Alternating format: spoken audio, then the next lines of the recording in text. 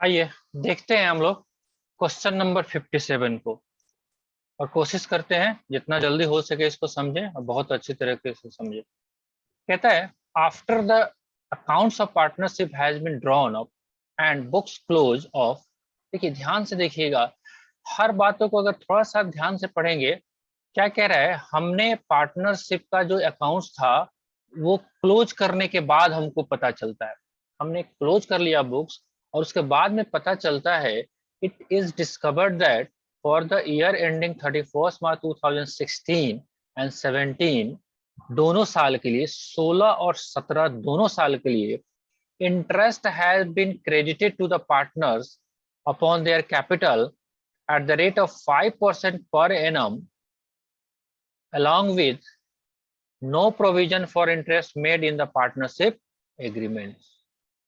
देखिए क्या कह गया, अगर आपको थ्योरेटिकली हमने कॉन्सेप्ट जब डिस्कस किया था, अगर इंटरेस्ट पार्टनर को देना है तो क्या पार्टनरशिप एग्रीमेंट में ये बातें लिखनी जरूरी है या नहीं है? उल्टा बोल सकते हैं, अगर हमारे को इंटरेस्ट ऑन कैपिटल अलाउ नहीं किया गया है एज पर पार्टनरशिप, क्या हम लोग को मिल सकता है? नहीं मिलेगा। राइट, ये बात आप समझ रहे हैं। तो आपको क्वेश्चंस बोला कि हमने पार्टनरशिप एग्रीमेंट लिया ही नहीं और उसके बिना ही हमने इंटरेस्ट ऑन कैपिटल हमने दे दिया है पार्टनर्स को। कितना कितना? तो 2016 में ए को 4200, बी को 2400 और सी को 1320।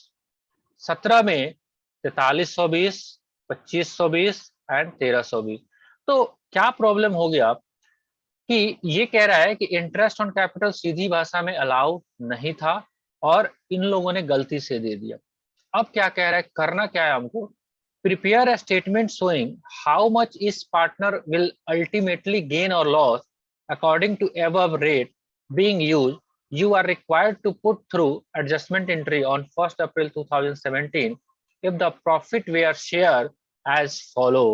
2016 में जो था 2:1 एंड 2017 में 3:4:3, मतलब दोनों साल में प्रॉफिट शेयरिंग रेशियो अलग है।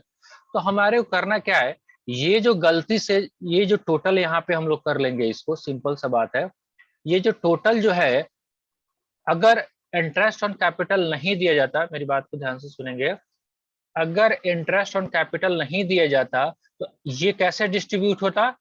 एज अ प्रॉफिट, क्योंकि पीएल अप्रोप्रिएशन में आप डेबिट भी नहीं करते और ना डेबिट करते तो ये प्रॉफिट की तरह डिस्ट्रीब्यूट होता। एज अ प्रॉफिट डिस्ट्रीब्यूट होता। और कैसे होता? In profit sharing ratio. यही है ना, ये बात समझ में आ रहा है सबसे पहले जिसने पूछा है सवाल, क्योंकि उसने दिमाग लगाया होगा थोड़ा बहुत। जो भी इंटरेस्ट ऑन कैपिटल जो आपने दे दिया वो एज ए इंटरेस्ट नहीं देके हमको एज ए प्रॉफिट डिस्ट्रीब्यूट करना था। तो ध्यान से देखिए हम क्या कर रहे हैं, सिंपल सा बात है। अगर हम बात करते हैं 2016 की, तो हमने इंटरेस्ट ऑन कैपिटल दिया है 4200, 2400 बी को और सी को 1320, यानी कि टोटल जो हमारा इंटरेस्ट ऑन कैपिटल 2016 में था 7920 दे दिया गया एज ए इंटरेस्ट, जबकि एज अ पीएसआर ये डिस्ट्रीब्यूट होना चाहिए था कितना? 7920। तो पीएसआर रेशियो कितना है 2016 का? 2:2:1, यानी कि 2/5, 2/5 एंड 1/5। इसको डिस्ट्रीब्यूट किया इस रेशियो में, राइट, 2016 का। वैसे ही 2017 का इतना इंटरेस्ट ऑन कैपिटल दिया गया है, इसको अगले साल के लिए रेशियो अलग है, राइट, इसको ऐसे डिस्ट्रीब्यूट किया। अभी इसी को हम लोग को कंपेयर करना है। अब एज ए इंटरेस्ट इनको मिला था 8520, एज ए प्रॉफिट इनको कितना मिलना चाहिए था? 5616। तो इंटरेस्ट मिलने के कारण इसको ज्यादा मिल गया, तो 8520 में से 5616 को आप लेस करेंगे, राइट। जो भी अमाउंट आएगा उतना से इसके कैपिटल को डेबिट कर देंगे। देखिए यहाँ पे लिखा भी हुआ है 8520 माइनस 5616, 2904 डेबिट करेंगे। इसको कंपेयर करिए, 4920 माइनस 6432, 4920 माइनस 6432, ये ठीक है। इस सिंपल सा इस बार इससे पीछे क्या था, उल्टा था। इंटरेस्ट ऑन कैपिटल देना था, आप भूल गए। इस बार क्या है, इंटरेस्ट ऑन कैपिटल नहीं देना था, आपने दे दिया। Have you got the point? तो बहुत मुश्किल क्वेश्चन नहीं है। देखिए सिंपल सा, मैंने आपको पहले भी एक बार और भी बताया है, मैं आज फिर बता देता हूँ। अगर हम लोग को कोई भी दिक्कत हो रहा है तो आप इस क्वेश्चंस को, जो भी एरर वाले क्वेश्चन है, उसको दो पार्ट में डिवाइड करिए। एक तो है क्या हो चुका है ना, जो हो चुका है उसको अलग लिखिए। हो चुका है मतलब गलती से हो चुका है, और ये होना चाहिए था, ये होना चाहिए था, राइट। तो ये हो चुका है और ये होना चाहिए था, बोथ आर कंपेयर। मान लेते हैं ए को गलती से हमने 5,000 दे दिया, कुछ भी कारण हो, इंटरेस्ट ऑन कैपिटल हो, पीएसआर हो, जो भी हो, और इनको मिलना था 4500, तो 500 इनसे वापस लेंगे कि नहीं लेंगे? हिसाब का तो, बिजनेसमैन का तो हिसाब यही कहता है ना कि अगर आपका हिसाब मेरे पे गिरता है तो आप मुझसे लो, अगर मेरा हिसाब आपके ऊपर गिरता है तो मैं आपसे लूंगा, right. Have you got Sakshi? Questions में अभी भी प्रॉब्लम है या आपको? Yes sir. अभी भी है? नो सर, कोई प्रॉब्लम नहीं है। ठीक है। तो आज का जो अपना टारगेट था, हम लोगों ने 60 तक रखा हुआ था। बाकी लोग कम्युनिकेट करें हमसे। एक काम करेंगे, अगर पीछे जिनका छूट गया है तो एक और भी हम सजेस्टिव वे हम बता रहे हैं आपको कि बहुत टाइम हम काम करते हैं तो कोई ना कोई पर्सनल रीजन से हमारा काम नहीं हो पाता है। घर में शादी है, या तबीयत खराब हो गया, या कहीं चले गए, जिस भी रीजन से। तो हमारे हिसाब से मान लेते हैं ये चल रहा है क्लास, मान लेते हैं अभी हम लोग 60 पे है और जो लोग 30 पे है। मेरे हिसाब से एक काम वो करेंगे कि यहाँ से ना इसको छोड़ दीजिए आप आज का जो होमवर्क जो हम लोग लेंगे 61 to 70, है ना, आप इसको ट्राई करिए, क्योंकि इसके चक्कर में पता चलेगा ये भी गया, है ना। थोड़ा सा हम आपको मोटिवेट कर देना चाहते हैं। 3 वर्ड्स है। एक तो कहते हैं कि आपको काम करना है, एक नहीं आता है जो सिंपल अंग्रेजी का जो है, एक है गुड, एक है बेटर, और तीसरा है वेस्ट। यही है, 3 फॉर्म है, गुड, बेटर, वेस्ट। हम सब लोग, आप और हम सब लोग यही कोशिश करते हैं काम को बेटर में करने के लिए, राइट। बेटर फॉर्म में जाने, सॉरी, बेस्ट फॉर्म में जाने के लिए सोचते हैं। लेकिन स्टार्टिंग हमारा होता है गुड से, तभी हम थोड़ा सा इंप्रूव करते हैं तो बेटर पे पहुंचते हैं, फिर थोड़ा सा इंप्रूव करते हैं तो बेस्ट पे पहुंचते हैं। यही सीक्वेंस है। अब आप हो, हम सब लोग ये कोशिश करते हैं कि कोई भी काम हो तो बेस्ट करे, एकदम परफेक्ट करे। उस परफेक्ट के चक्कर में ना तो मेरा गुड हो पाता है, ना बेस्ट बेटर हो पाता है। लेट्स सपोज हम क्या सोचते हैं, एक बार कल से जो नया चैप्टर होगा ना उसको बढ़िया तरीके से पढ़ेंगे, है ना। एज ए स्टूडेंट, जब हम भी स्टूडेंट थे, क्योंकि सास भी कभी बहू थी, ये बात मानते हैं आप लोग? ये जो सासू माँ है, मान लेते मैं सासू माँ हूँ, तो हम भी तो कभी बहू रहे होंगे। हाँ, आप लोग एग्री है या नहीं है? एक सीरियल भी आता था पहले कि सास भी कभी बहू थी। तो अगर हम बात करें, हम लोग भी क्या करते थे जब स्टडी पीरियड में रहते थे, सर आज है 24 मई, है ना, आज का तो टाइम मेरा खराब हो गया, कल है 25 मई, 25 मई से एकदम रूटीन बनेगा, सुबह 4 बजे उठ जाना है ना, 5 बजे तक फ्रेश हो जाना है, 5 बजे से 7 बजे तक अकाउंट्स, है ना, 7 बजे से लेके 9 बजे तक बीएसटी, है ना, सो ऑन रात तक, मतलब 10 घंटे का रूटीन हमने बना दिया स्टडी टाइम, है ना। कि कल से, आज मस्ती कर लेते हैं, कल से पक्का 4 बजे से पढ़ाई होना है, एकदम गर्दा उड़ा देंगे हम पढ़ के।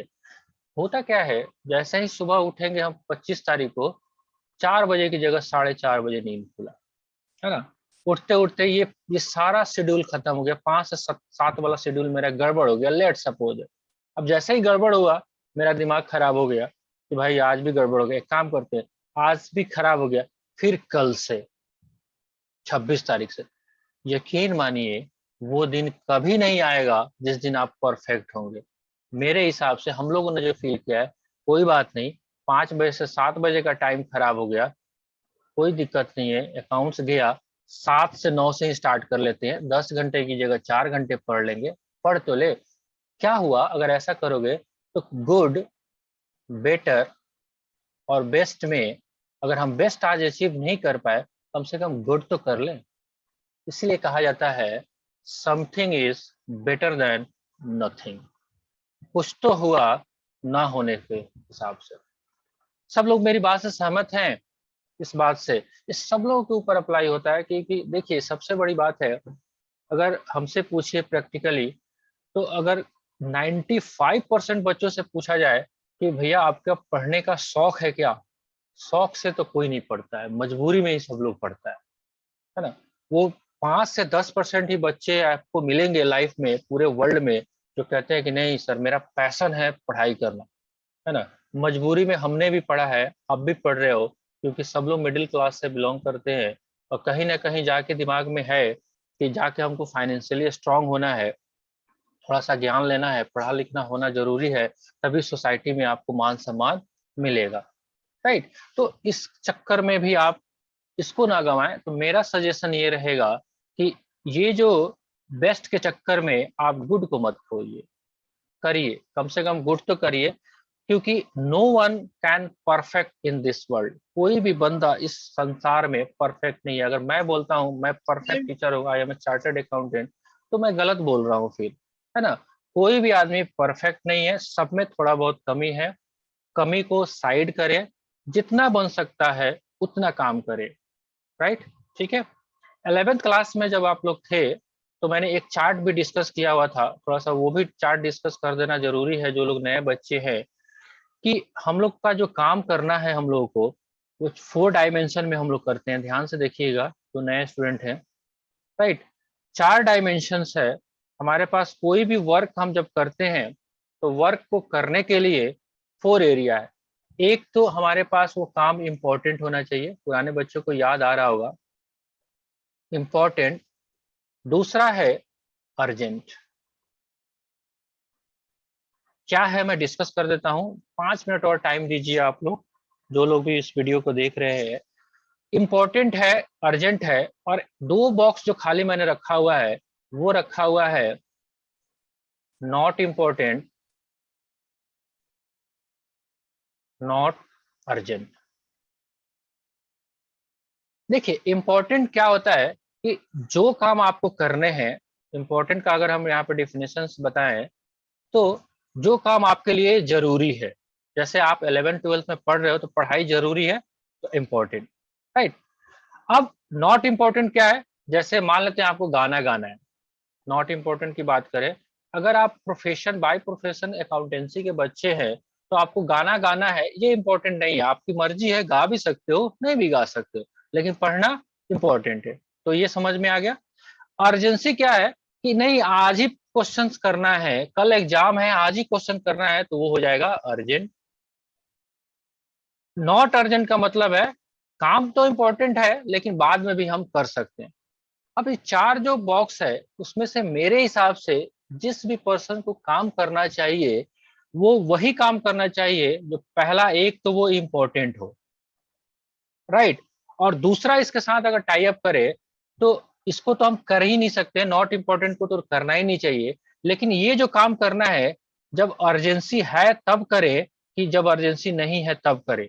मेरे हिसाब से जो इम्पोर्टेंट काम है जब अर्जेंट हो जाए तब नहीं करना चाहिए, अदरवाइज गड़बड़ हो जाएगा। एग्जाम्पल के तौर पे मान लेते हैं कल आपका एग्जाम है, tomorrow will be your exam, and questions आपने किया नहीं, रिवीजन किया नहीं, तो इंपॉर्टेंट वर्क था, अर्जेंसी में आ गया, तो जो भी काम हड़बड़ में करोगे वो गड़बड़ होगा ही होगा, राइट। तो अर्जेंसी में नहीं करना चाहिए, आपको कोशिश करना चाहिए कि इंपॉर्टेंट वर्क को किया जाए। और कब, जब वो अर्जेंट नहीं हो तब। मीन्स जैसे आज अभी चल रहा है आपका, इंपॉर्टेंट है 12th का पार्टनरशिप का क्वेश्चंस करना, ये इंपॉर्टेंट वर्क है। क्या आपका कल एग्जाम है? नो, अभी एग्जाम नहीं है, तो नॉट अर्जेंट है। नॉट अर्जेंट में इस काम को करेंगे तो परफेक्टली काम होगा आपका। मेरी बात समझ रहे हैं आप लोग? अगर अच्छा लगता है तो दिमाग में बैठाइएगा, अगर नहीं जचता है बात तो 2 कान दिए हैं भगवान जी हम लोग को, एक कान से सुनिए दूसरे से निकाल लीजिए, कोई इशू नहीं है, राइट। ठीक है जी। चलिए, और कुछ किसी को पूछना है, समझना है? बाकी कुछ करें ना करें, ये टेबल को थोड़ा सा फॉलो करेंगे आप। हर इंपॉर्टेंट वर्क को करना है जब अर्जेंसी नहीं हो। तो ध्यान से ये वाला बॉक्स और ये वाला बॉक्स का कॉम्बिनेशन लेके चलेंगे, लाइफ में आपको बहुत सारे काम अभी करने हैं, बहुत सक्सेसफुल आपको मिलेगा। ठीक है जी। चलिए, अगर कोई नहीं है, शंका नहीं है, तो कल का हम लोग टारगेट रखते हैं question number 61 to 70 of DK Goyal books, accounting for partnership form, chapter 1। Right, इसमें किसके बीच में क्वेश्चंस करेंगे, इसके बीच का जो डाउट रहता है वो हम लोग आपस में डिस्कस करेंगे। ठीक है जी। चले हम लोग, एक बार को जवाब दे दीजिए उधर से, can we leave now? Sir yes, okay, thank you.